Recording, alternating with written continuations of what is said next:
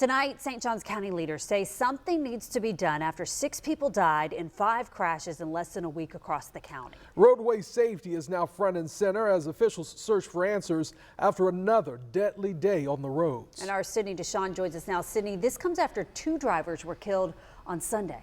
Heather and Anthony, those drivers were killed in a head-on crash on A1A in Ponte Vedra.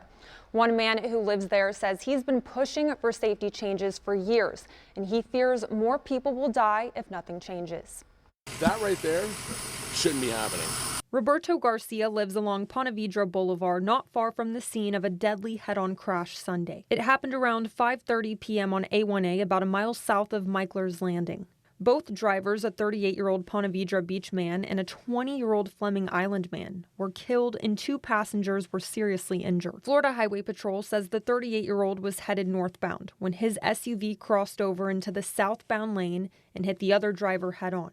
Garcia says he's been warning St. Johns County leaders, the governor's office, and FDOT that the road is too dangerous at current speeds. The speed limit changes from 45 miles per hour at that corner, and it turns to 55, and no one sticks at 55.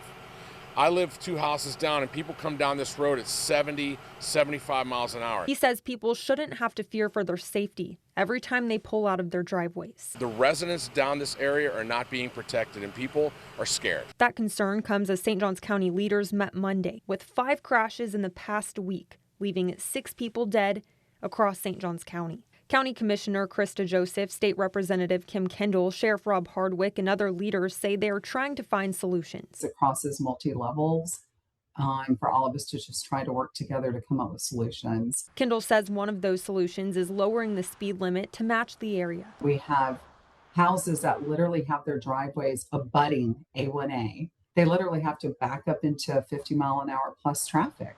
She says drivers also need to slow down and pay attention, especially with more summer traffic on the roads. For Garcia, he says action needs to happen before more lives are lost. And this will continue to repeat itself until something is rectified. Now, Florida Highway Patrol is still investigating Sunday's crash. At this point, troopers haven't released the names of those involved or said if speed was a factor. We also don't know the current condition of the 2 seriously injured passengers. We reached out for an update, and we're still waiting to hear back at this hour.